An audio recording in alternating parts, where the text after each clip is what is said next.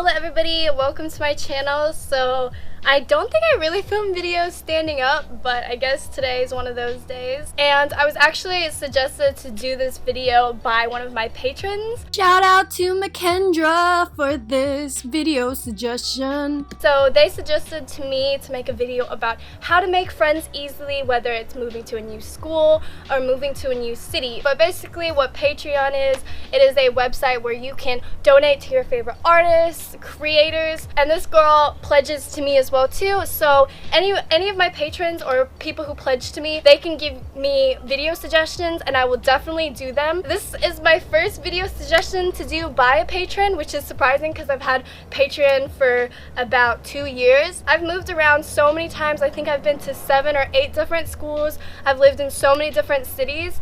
And these are tips that I've just gathered over the years of how to make friends when you're in a new school or in a new city, because this is just something that I just got used to doing, and I had to learn all these things the hard way because I didn't have the internet to search how to make friends easily. So if this is the first time you're moving to a new school or a new city, then definitely consider taking some of these tips on board, because I had to learn the hard way, and you don't need to learn the hard way, you can learn from me. So I've got about 10 or 12 tips on how to make friends easily. Without further ado, let's just get straight into this video. So the first thing I have when it comes to meeting new people, before you even make a friend or how to maintain a friend, smile. Like, always smile, because when you smile, you're more approachable. People don't want to approach someone who's like this, who's like has an angry face. And I get it. I've got a resting bitch face. Like, when I'm zoning out in space, I look like a bitch. But when it comes to like meeting your classmates, always have a smile on your face because you look more approachable. When you think about it, when you approach someone to like be their friend, you want to approach someone who looks very friendly, smiley, and accepting. You don't want to approach someone who looks very angry. People are attracted to smiling faces. Like, have you ever like looked at a wall or in your like bathroom and you're just looking at the tiles while you're taking a shit or something, and you see like faces or like smiling faces? It is because us humans are attracted to faces, smiling faces. So if there's someone smiling in your peripheral vision, you will most likely go up to them and like talk to them because they're smiling and they seem friendly. Which leads to number 2, which is body language. Really try not to slouch, because when you close your body language by, slouching like this, or being like this, or even like this is closing your body language. Open up your body because it makes you look more approachable. Have your arms next to you, because that makes you look more approachable. If it's behind you, it's almost like I'm bowing down, and if it's in front, it's like I am your bitch. You can do this by also putting your shoulders back and also holding your head high, because in school it's very common that we can be made the class rat. Like, someone that bullies want to target are people who don't seem confident. Bullies target scared, uncertain people. So always make sure that you have your head up high, but don't look down at people. Like, don't look down your nose at people. Just don't look down like this. Like, if you have your hair over your face, that's closing your body language. Nobody really wants to talk to someone if they don't seem like they want to talk to you. Which leads to number 3. If you are in school, I think this is a great tip, because this is what I did when I was in school trying to make friends. But approach people first. Don't wait around for someone to approach you and be like, hey, let's be friends. Approach them. Go up to them and be like, hey, like, what's up, or whatever. When you approach them, it makes you in control of the situation. It makes you in control of the conversation. It makes you in control of the interaction. And it also kind of intimidates other people, not in a bad way, but other people can see, like, look, that person is obviously very confident. That person can obviously talk to a lot of people. This person is obviously very social, very friendly. So this isn't a person I want to bully. Bullies want to bully people who are weak, who are uncertain about themselves. Be certain about yourself, or at least show people you're certain about yourself. Otherwise, people will quickly walk over you like a mat. When someone approaches me, I think of them as very courageous and super confident, because I know how scary it is to approach someone. Number 4, when it comes to approaching someone, that is so scary. Like, I get it. It's so nerve-wracking. You're gonna ask them what their name is, and then you're gonna forget their name in 5 seconds. But when you approach someone first, also have these like set of questions in your head. These set of questions you can ask anybody. So for example, my questions as an adult, I'll be like, oh, what's your name? What do you like to do for fun? What do you do on the weekends? Where's your favorite place to go out clubbing or something? If you're in school, you can ask them, hey, like, what do you do after school? Who's your favorite teacher? What's your favorite class? People love to talk about themselves. They just want to chit chat about themselves all the time. So asking questions can really help you get out of that awkward silence, because I know it can be so nerve-wracking, and as a person who has anxiety, and I'm sure a lot of people out there have anxiety who are watching me, you know, it's so nerve-wracking to go up to someone and ask them questions. And when you have these like set of questions, you don't feel like nervous when there's an awkward moment, because you can just be like, bam, what do you like to do for fun? Like, there's not going to be any silence, and people love to talk about themselves, so give them a chance to talk about themselves. Don't go up to someone and be like, yeah, well, I'm a YouTuber and I have an online store, and you know what I mean? Like, get to know someone first. 5, who you approach is so important as well too. I would suggest to approach someone who looks most like you. As people, we are attracted to other people who look like us. You know, your vibe attracts your tribe. So for example, as a small little Asian girl with colorful hair and stretched ears, I will most likely go up to, you know, a girl about my age, a girl with colorful hair, an Asian girl, or, you know, a guy or girl with stretched ears, because now my set questions are, what dye do you use? Oh, really? Do you get your hair done in a hair salon, or do you do it yourself? How big are your tapers? Because when you're meeting with someone who has similarities to you, it's so easy to talk to them, because it's like, I'm literally talking to someone who's like already on my same wavelength. You don't always have to hang out with people who are Asian or who are part of the same like ethnicity as you or the same likes as you. It's just as a way to like get yourself out there and talking to people. It's hard to just approach someone who looks like they have no similarities to you, and it could really hurt your anxiety and make you super afraid. Rejection is something that all of us humans are afraid of. Really pay attention to their energy levels, which leads to tip number 6. So number 6 is to carefully watch their body language and to mirror their body language, because people are comfortable around people that they share, you know, similarities with. So watch their energy levels. When they talk about something they like, mirror that energy. If they're talking about, oh, I love to do this, then be like, you know, be excited for them as well too. And we subconsciously do this anyways, so you don't really need to focus this much on it. But when you're talking to someone, you can tell if someone likes you, if they're mirroring your body language. So if you're talking to them and you go like this, and your to-be friend goes like this, it's a sign that they actually like you. And people subconsciously know this sign. When you're talking to someone and, you know, they go like this, you know, you can go like this too. Or if you're talking to someone, they go like this, you can go like this too, because you're mirroring their body language. And in their head, even though they're not consciously like, oh, that person likes me, in their head they're like, I'm comfortable around this person. This person is like a reflection of me. This person is reflecting my body language, which means I'm comfortable around them. Which leads to number 7, find common ground. Even though someone could look similar to you, they could have a complete different lifestyle to you. So it's very important to try to find, at least when you're first making friends with someone, find some common ground and encourage them. I play guitar and you like to sing and we both like music. Encourage them to make more songs. If it's, oh, you both like to play video games, you know, you could bring up playing with them after school. A story time within this video is I was at this party and this girl was super drunk, and she comes up to me and she's telling me that she doesn't know what she wants to do with her life and that she just quit her job to study nursing. And she told me that with such like low energy, and I turned to her and I was like, you're doing nursing? And she's like, yeah. And I'm like, my boyfriend's doing nursing. Like, that is so good. Every country you go to in the world needs nurses. You could literally get a job anywhere in the world. You could travel for the rest of your life. You have freedom because you're a nurse, and every country needs nurses. And I was really encouraging her and showing her that I was actually excited for her life, even though I never met the girl. And she turned to me and she's like, I've never met someone who's been more excited about my life. And I was like, what? How has no one, like, how have you not had anyone to like encourage you to do these things?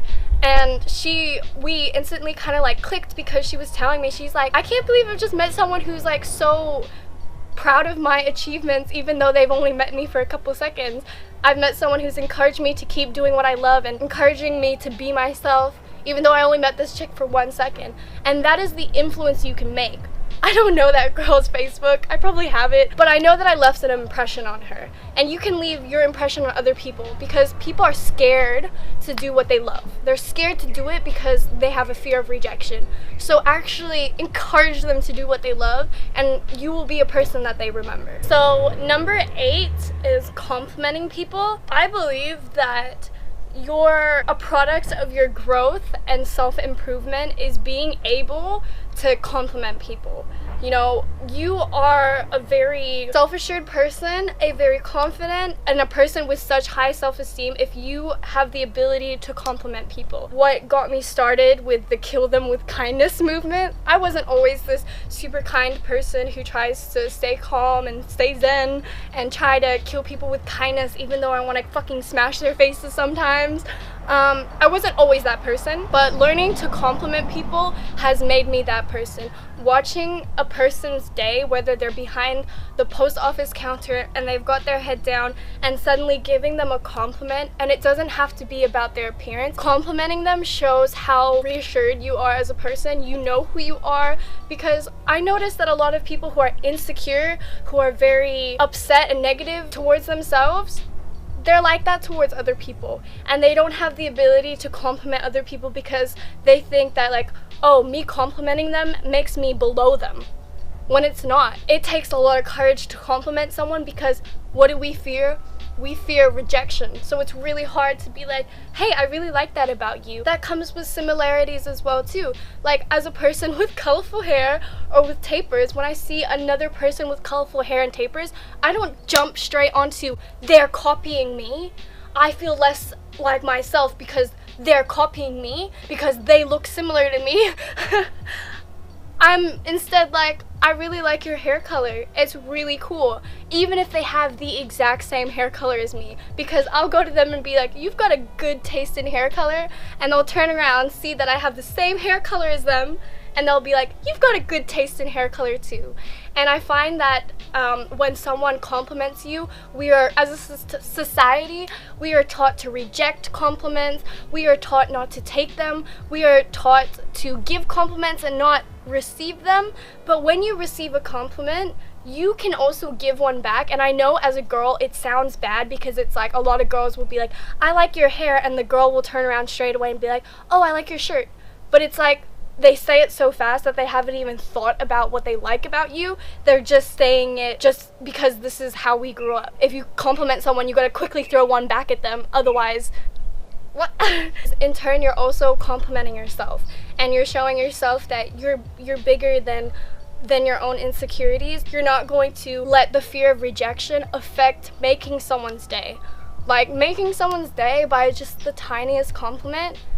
When you see someone smile and how much difference, how their energy level completely changes, make sure you're the type of person that when you meet someone, when you walk away from them, they are having a better day than they did before you walked to them.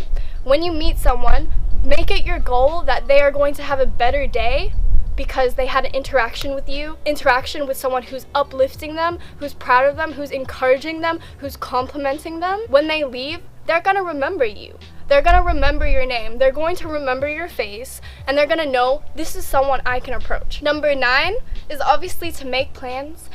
When you actually, meet up with someone and you start asking the questions like, oh, do you like hair dye or whatever? If you find someone who likes gaming with you, ask them like, hey, we should go gaming after school. Don't be shy to make those plans, because if they say no, who cares? Like, you still have time for yourself and you still have time for other people. And if it's something they actually like, they probably want to do it with someone else too. Whether it's rock climbing, going bowling every weekend, all these activities and courses and groups that you can take with your friend will really strengthen your relationship. And if it's like a weekly thing, like every week we go to hip hop dancing or whatever, you guys start to become family.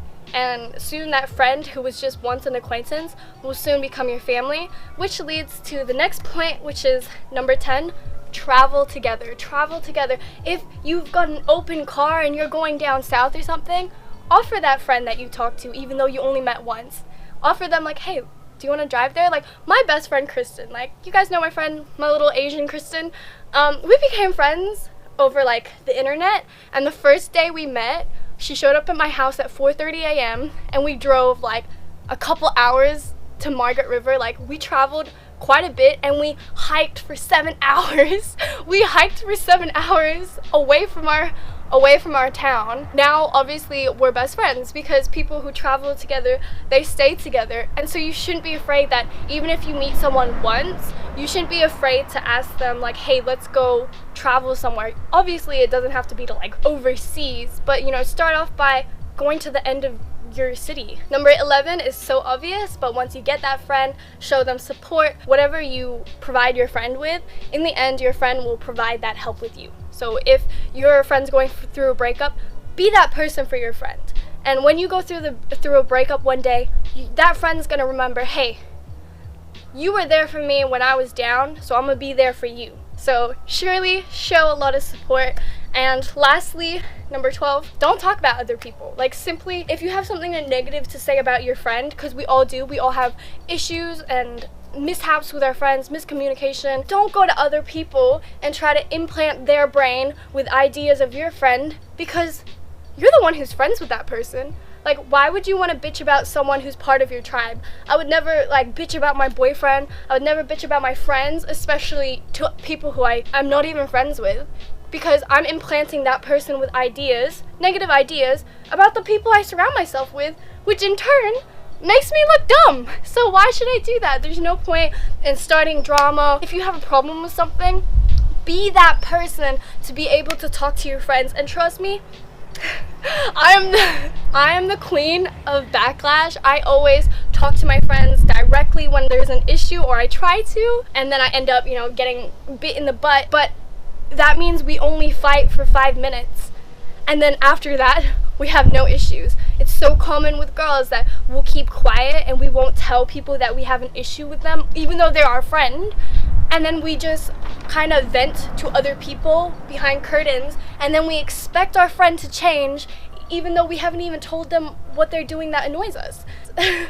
It's dumb because as girls we commonly do that, and I'm sure guys do it too, but you know, being a girl and being surrounded by girls, it's so common that if someone has a problem with something, instead of going up to that person, they'll talk to other people behind their back. That's not right, because when you're talking bad about someone to someone else, they think that you could be talking bad about them. Like, even some of my close friends, when I hear them talk bad about their close friend, I'm like, well, if you can talk bad about your close friend and I'm your close friend, what am I wrong for thinking that you wouldn't talk shit about me? Because if you can talk shit about your close mate and I'm your close mate, then surely you can talk shit about me, right?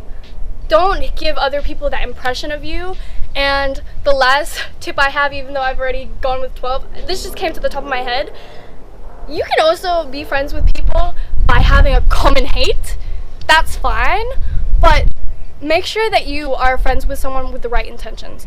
If you have a common hate for someone and you know being friends with that person that you're talking to is going to hurt that person you don't like, you might end up being friends with that person for the wrong reasons, because you're trying to get back at that person you don't like, or you're trying to like bully them or go against them. That's all I have for this video today, and I hope you guys enjoyed this warm weather outside. These are V1I's pants. Thank you, Jay, for these pants. These are awesome.